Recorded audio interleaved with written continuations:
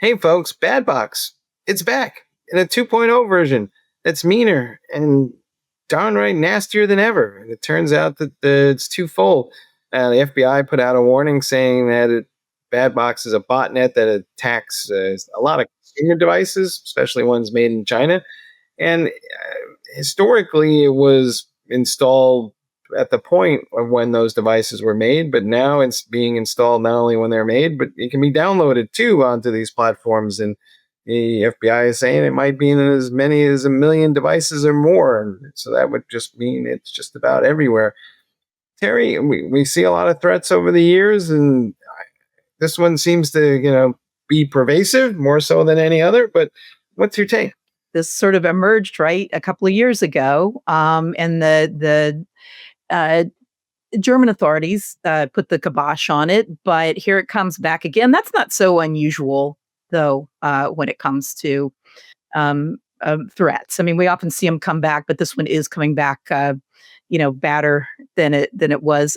So the hackers can access the devices and networks through Android devices, and I think, you know,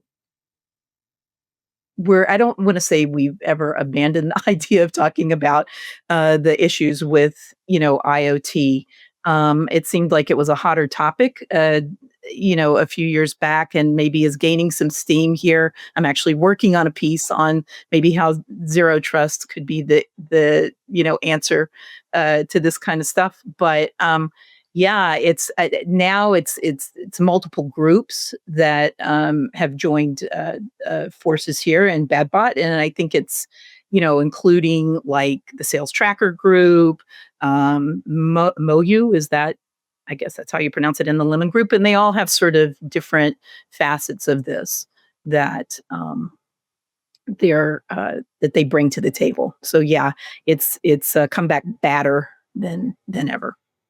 I'm glad to see the FBI doing something besides persecute Trump's enemies. I'm surprised they had time for it, to be honest with you. So some intrepid agent decided to, put the alarm out. So I don't know. I am getting a little paranoid about all this stuff, and I'm like, every time I leave my house to go log into something out there, I'm like, well, is this thing infested? And then, of course, I think twice about it, and I go, well, my router at home is probably infested too. So, um, at what point, Alan, do we just kind of look at all this and throw up our hands and say, well, there's nothing to be done about it, and it's just the way life's going to be? So I think that's what the bad guys want you to feel, right? And I think there was a time where the FBI and CISA and these governmental agencies were making progress against that, right? Software supply chains and SBOMs, but you got executive orders undoing recent executive orders, as we discussed yesterday on the show.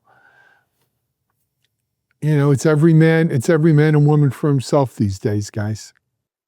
Yeah, but I think there are two things to take away from this, right? So the first thing is that the DevOps professionals, the boundaries are kind of also stretching a bit to hardware. It's not only at the software level you kind of stop looking at it. So during manufacturing, deployment, post deployment, how security professionals can play an important role, right?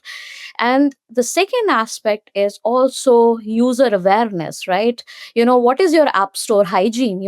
Are you downloading stuff without knowing, right? If you're doing a firmware upgrade, as a user, I'm responsible and accountable to a certain extent to protect my devices, right?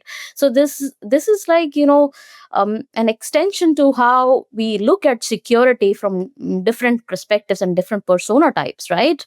But I think a lot of security people or teams within organizations still don't know what they're dealing with. They don't know what technology you or I are using beyond maybe they know about our phones maybe, but do they know we have a toaster someplace that, talks, passes data through our network? I mean, no. And how do you get a grip on on that? That's been the question for a really long time.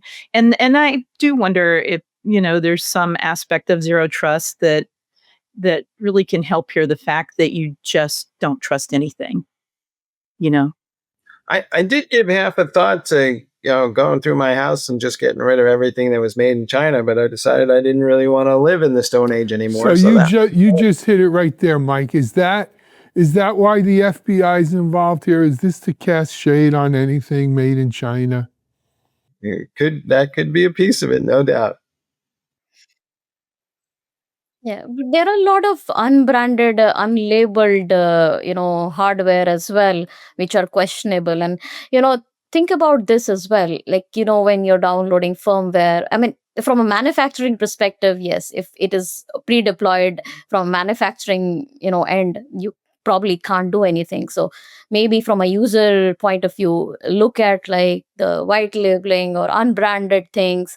And then you also have to be careful about marketplace, right? I mean, the hygiene of the marketplace is very important.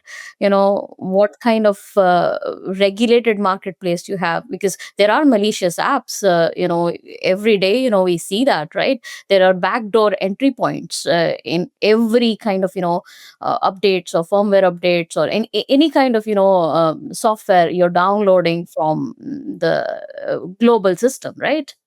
Yeah, well, I think the Chinese government requires anybody who makes anything in China to put a backdoor in it. So you have to kind of assume that that's there. I mean, Mike, where are you spreading propaganda? Yeah. Again, though, too, I mean, God, when you look at, of course, like, I think things should be regulated, or there need to be firmer controls. But again, in the rush to get things to market, and the fact that people want devices and things that can, take them out of the Stone Age, Mike, and put them here in 2025.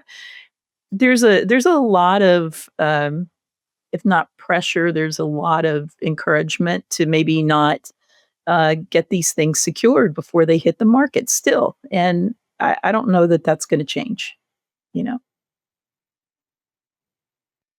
I would like to see some sort of effort, regardless of where the devices are made, that requires them to be, I guess, something you can inspect to see what's in there and find that malware and maybe even mitigate it yourself, hopefully without breaking the thing. But what one person's malware is another person's remote controlled support, right? The last I checked, I think it was the U.S. government that was trying to force Apple to build backdoors into iOS. So this knows no borders. I mean, when I was selling to the federal government in the early 2000s, mid 2000s, the rumor was the federal government wouldn't buy Check Point because the Mossad had a backdoor. Nonsense. All nonsense. Anyway. All right. Hey, I think that's going to wrap our show for today. We're about out of time. It's a great Thursday. Hope you've enjoyed it. As usual, we've got a lot of Techstrong TV immediately following this. So stay tuned for that. But Garima, Terri, Mike, and John, thanks for joining today. Thank you for watching. This is Alan Schimmel for Techstrong Gang. We're out.